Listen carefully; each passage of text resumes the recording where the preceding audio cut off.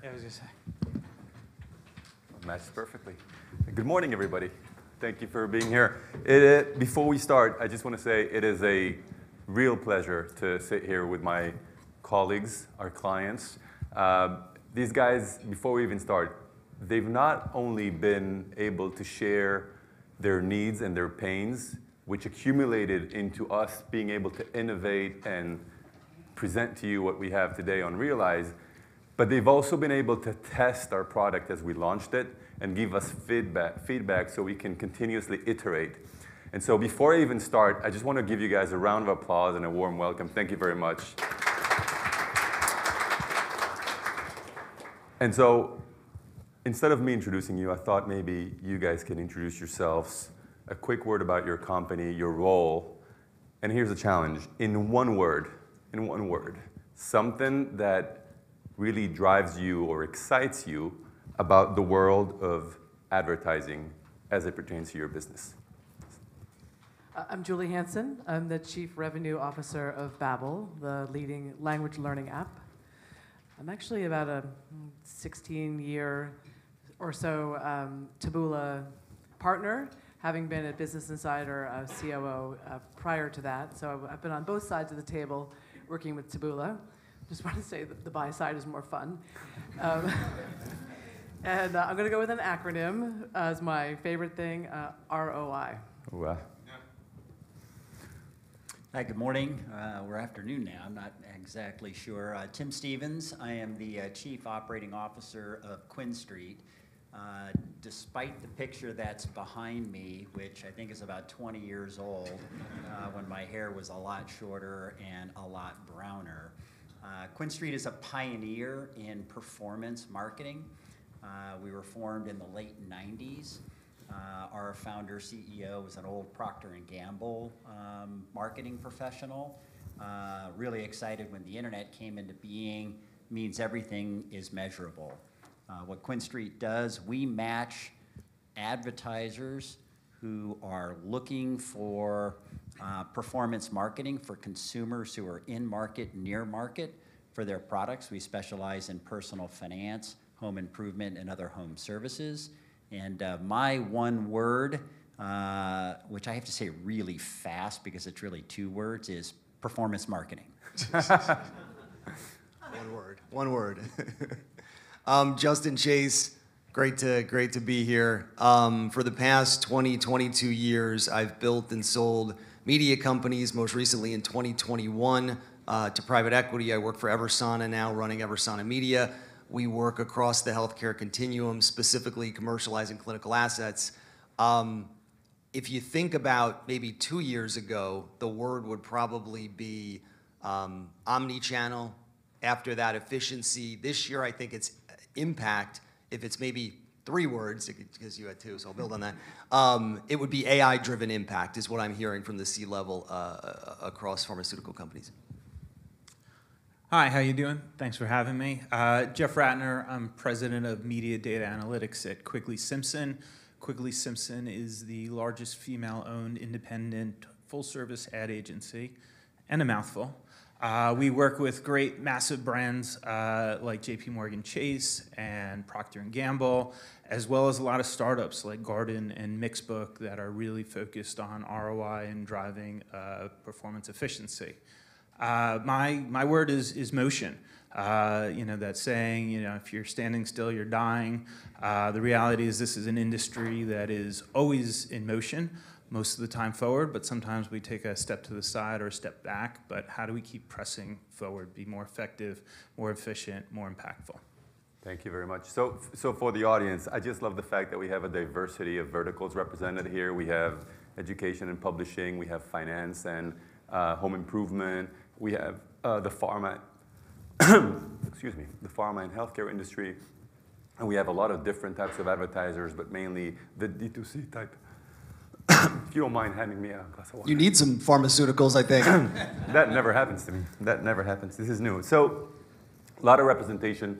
I want to start with the agencies in the panel. Thank you very much, Tom. Sorry about that. Thank you. Thank you.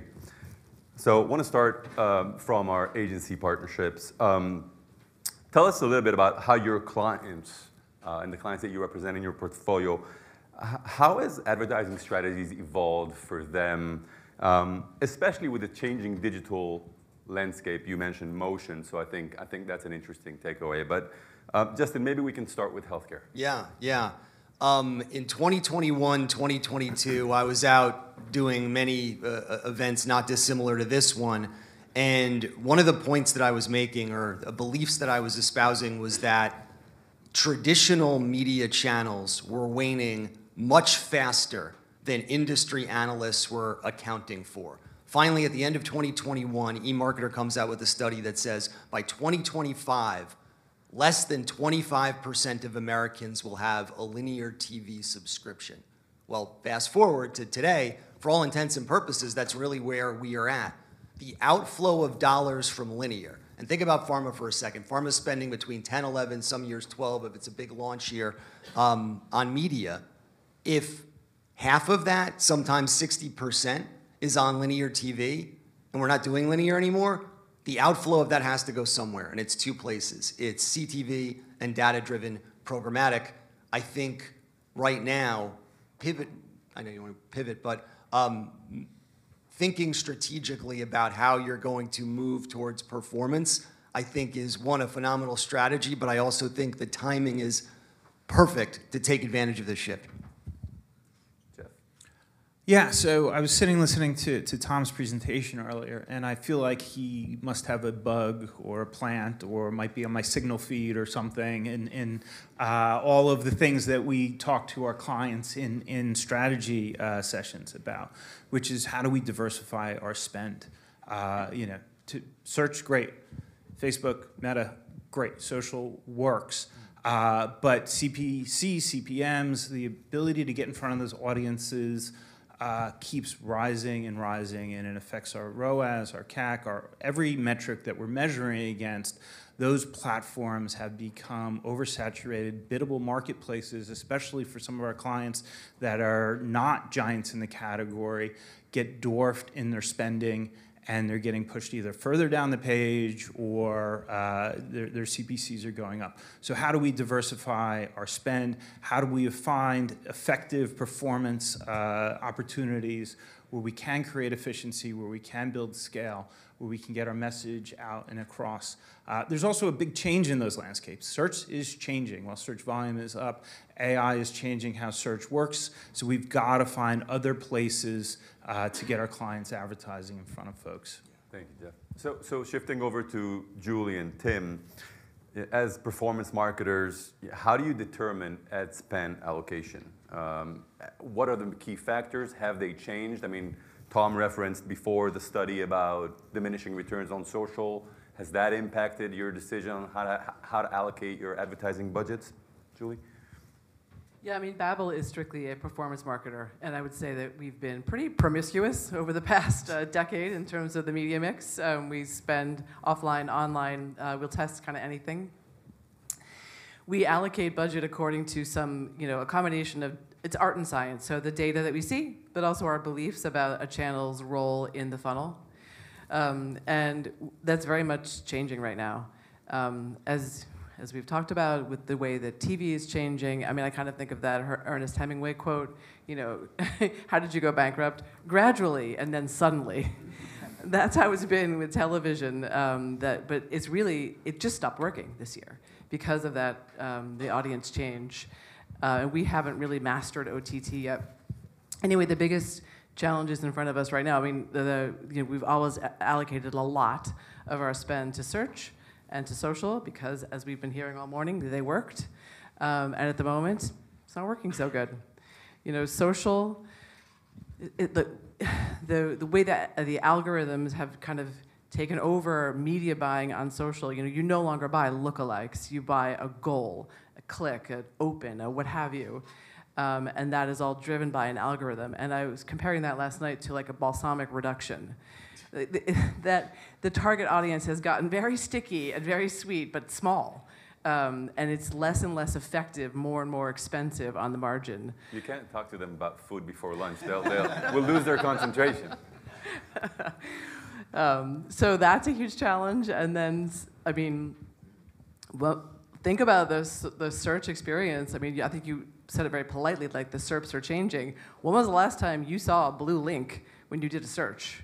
And I'm confident that's going to, like, we're in a little golden age, an era of, you know, the largesse of the venture capital community giving us these amazing search experiences without the pesky advertisements in them. That will change, but right now, it's tough.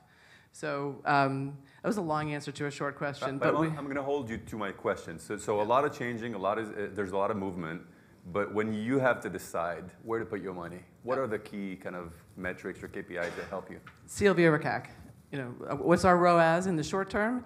And then based on the kind of sale that we've been able to acquire, what do we see the long-term return as? Those are the most important KPIs. And again, we make allowances for different media channels based on our view of their function in the funnel. If they're upper funnel, you know, maybe they're allowed a higher CAC. Okay, so return on ad spend and based on different cost KPIs. Tim, what about you? Yeah, exactly the same. So as a performance marketing company, our clients, our advertisers, measure us on the basis of their CAC. So we do not allocate budget to any specific channel, any specific program. We allocate them all. We measure every single day, and we real time move our budgets. So we don't set them, run them for some period of time, and then change them. We're changing them constantly. We're very fluid. And in that regard, with the clients that we service, many in the personal finance space especially, where their product is a digital product, for example, in insurance, so long as we're hitting their cost of customer acquisition, our budget is unlimited. We'll spend as much as they can take and as long as it performs. Thank you. So Felix in the publisher funnel referenced the fact that publishers are using fewer partners, bigger partners, smarter partners, just because of the complexity of it all. So question to all of you, since your activities are very performance oriented, what channels or what partners have you seen most effective? You already mentioned search and social. I'd love to hear more, a little bit of what they do and potentially other partners that have done a good job with you to date. Excluding Taboola for now. At any, you know. I'll kick us off. QuinStreet historically has partnered with media publishers. When content was king and when search in particular resulted in a lot of blue links, I think at our height we had 3,000 or 4,000 media partnerships and something close to 30,000 to 40,000 marketplace placements. That's changing quite a bit. A stat that really surprised me as I've come to learn, with the advent of AI, particularly on Google, something like 2/3 of all searches do not result in a click to a website. The answer is given in the AI results, and then you've got an advertisement on the side. Now, you kind of think about that, like historically, we've relied a lot on that channel. We are shifting quite dramatically into where the consumers are. And that's really important to us. We have to be there. We have to be relevant to what they're looking for. And the way we think about it is you have a channel like search, which is declared intent. And that's good until it runs out. We've seen a lot of stats throughout the day today that you'll spend the first $10,000 by example, it works great, but eventually the last $10,000 does not. So where we focus and what we expect to see tremendous growth in is what I call the indirect search or the latent intent, right? Being relevant in digital media where consumers and homeowners are in some kind of journey, near market or in market, making it easy for them to engage to meet their need. I love the terminology in market, near market, and audience with intent. Thank you, Tim. Any others? I guess I would say that we talked about search and social already. Those are still big categories for us, but we use TV, OTT, podcasts, radio. We really lean into digital advertising formats. If we talk about newsletter, I would highlight that for us, one of the most effective formats are newsletters. Digital email newsletters are sneaky good. But more diversifying our social mix, something we're leaning into as well. Not 3,000 though, so I feel much better about our complicated MTA model when I hear your 3,000. And if there's something new, we'll test it. I say, Tim hit on it. Relevance is still critical. We take a look at a user journey or a decision path, whether it's for credit cards for Chase, we do the United card. We look at the booking journey and the travel journey and how do we intercept that. We do home services for Neighborly, and you might have a long decision-making process before you decide to paint your house or build a deck or whatever it's going to be. How do we be there in that moment of need when people are searching, but also be there during that whole decision journey? So contextual relevance is critical. It's a little harder to measure the value of those things, but putting the right tools in place, you can attribute those exposures along that journey to the end goal. Everyone here knows there's not a channel that doesn't escape a pharmaceutical ad. I think one of the things, though, that we're always taking into consideration is script lift. That is the metric that the CEO at X pharmaceutical company is always most interested in. I think programmatic most naturally lends itself to that. I mentioned data-driven programmatic earlier. That's really the channel that allows us to apply not just data, but advanced segmentation, et cetera, to get to a place where we can start to calibrate audience quality with respect to script lift. And the more we can do that and make that connection, the greater the benefit is, obviously, for us, for the client, and certainly the C-suite. Another reason why, from a performance standpoint, we like that model as much as we do. And it's interesting because pharma, for a very long time, was not they were not bullish on performance-based advertisers. Mm-hmm. That has changed as we have forged partnerships with a Taboola, because we're able to kind of, for lack of a better term, put our money where our mouth is and do what I call de-risk media. And when I come to a pharmaceutical CEO and talk to him about we can de-risk media, increase audience quality, get to a place where our ROAS looks far better than it did a year or 2 or 3 ago, the lean in there is pretty significant. Yeah, and thank you, because you both bring up the topic of measurement and attribution, the capability to enable the sufficient management of performance. So for this next question, and thank you for sharing what you've done that has been working for your business outside and beyond Taboola. But for this next question, I got to just remind you, we're in the NASDAQ, so whatever you say may or may not completely change the price of our stock now, immediately.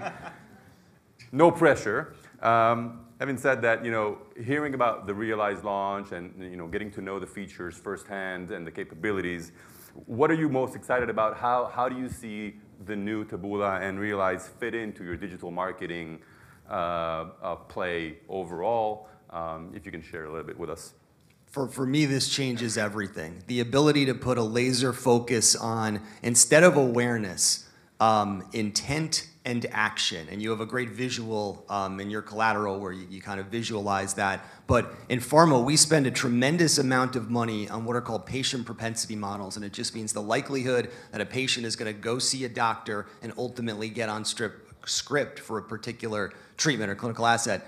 If we can map through the intent-based targeting that Taboola offers now through Realize, which is incredible, a greater audience quality and ultimately a greater likelihood that this patient will do exactly what I just said without spending as much as we have historically on patient propensity models. And oh, by the way, it's all couched in a performance-based model. To answer the earlier question, this changes everything for us. I mean, from a pharma standpoint, this is an enormous advancement that I'm really very excited about. Thank you. Yeah, I mean, look, we evaluate hundreds of partners. We look at a lot of things. But, as we look at it, we dig into a couple of things. What is their access to inventory? Safe, brand safe, transparent, accountable inventory. Taboola and Realize has that. We start looking at the technology. and how does that technology make better optimization decisions? How does it affect essentially the effectiveness of our advertising? Obviously, what we've seen here at Taboola is doing that with Realize. And then we look at data, either the data they bring to the party, the data that we can work with them on, or how they accumulate data over the course of a campaign, and that these products have in stride. Then we start looking at things operationally, and how does it affect how efficiently my team could put ads in market. So you look at the interface, you look at the quality of the sales team, which I don't think has been touched on, but there's a great team here at Taboola. And then you look at the interface. How can my team operate effectively? And starting to play with Abby and putting more AI tools in front of my traders so they can be more effective and efficient in the day. We've been testing Realize since the beginning of the year for our Mixbook client. We've seen plus 35% increase in ROAS on that because it is the combination of the technology and how they use it and how the tools work effectively and efficiently to drive goals. So we're thrilled. I thought we were special. We also have seen a 35% increase. We beat our targets by 35%, which is a big deal in performance marketing. If you get a 5% beat, you're excited. So 35% is very thrilling, and that's in the 6 weeks we've been testing so far, which obviously is early days. So that is the most exciting thing. Scale on the open web, very exciting. If we're so reliant on these two large partners, and as I said, it's getting harder and harder. Scale on the open web is very exciting. Actually, as it happens, while I was marveling at your patient propensity model, we tend to think of Babbel as being for everyone, but of course that's not really true. You don't really learn a language if you're not, only 20% of Americans ever learn a language in school. So probably we're looking at an educated audience and affluent, and that lines up pretty nicely with news. We might be one of the few advertisers in the world who actually like news as an advertising platform. Sorry, news friends, I came from that business. So that is great. Like more opportunities in news environments, reaching an educated, affluent audience, that's very exciting to us. And I know Taboola goes well beyond news, but for us in particular, that's super exciting. And frankly, that click to export your ads from social, that's huge. As social importer. Yeah. Social importer. As we were talking about, the game on social has become about creative. You're not in charge of the media buying. You're just in charge of the goal, and the platform gives you the algorithm that finds your audience for you. So the only way to compete on social really is with creative. So we put an enormous amount of resources into feeding the beast, as we call it. So now we can click, and those successful ads go into Realize. Thrilling. So the clients that we have, the industries that they service, they spend well in excess of $60 billion a year on marketing. QuinStreet's a $1 billion business. We're on our journey from one, I gotta take this from Adam. I think it's not, you don't double, now you have to triple, so I'll say 1 to 3. The number that I use internally is, we're on our journey from 1 to 5.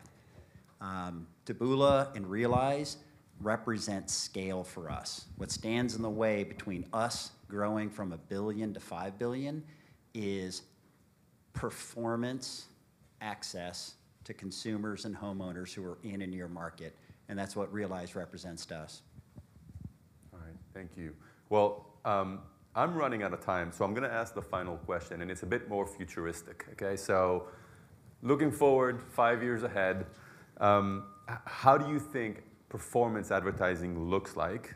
How do you think your businesses interact with performance advertising 5 years from now? And any advice you can have for us? I think it's a whole lot of AI. You already have it in your platform. I think we're going to find that we're using way more AI to make our decisions, to run our daily work than we are now. And every platform has their own AI, so some way to kind of consolidate that might be nice. I think it's about the media atomization. I mean, look at what happened in our elections last year, not getting political on you, but with the way that media has changed in the past year and the way that platforms are proliferating and audiences are atomizing, that's going to be our future, and it makes it harder and harder to buy media, honestly. So media atomization. Atomization. Yeah, exactly. Scale, therefore, is all the more helpful. Thank you, Julie.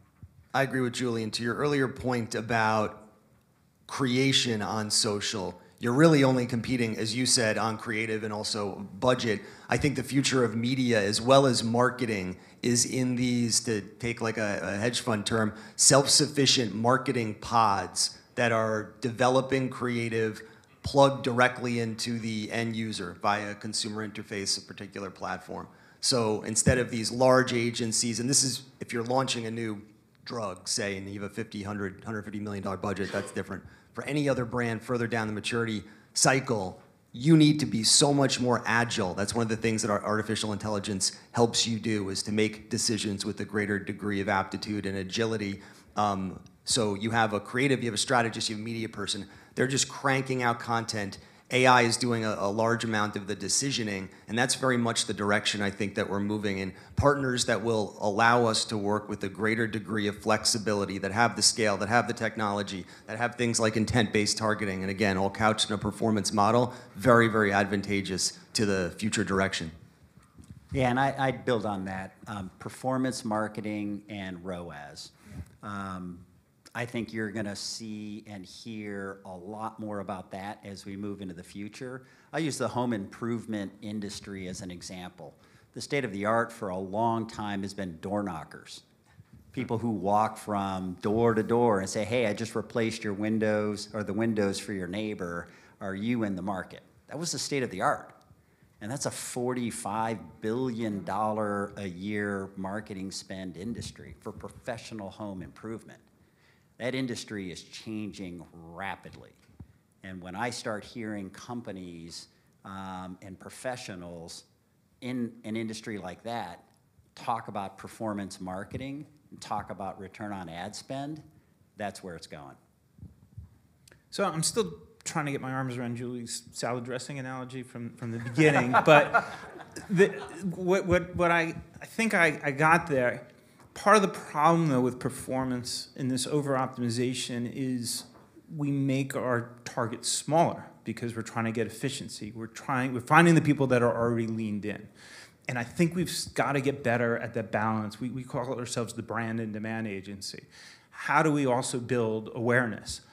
I might not be in the sweet spot for a language learning lesson, but God, maybe I wish I learned Chinese or Spanish or something. So how do you find people that are on the edge, that are thinking about paying their house, they're thinking about, I think if you quite frankly think about even the pharma industry, half those commercials are supposed to be so folks think, oh, I didn't know that these bumps on my arm were eczema, I should probably go get that checked out, right? So I think sometimes the over-focus on performance leaves us out of discovery, folks that are trying to discover our brands.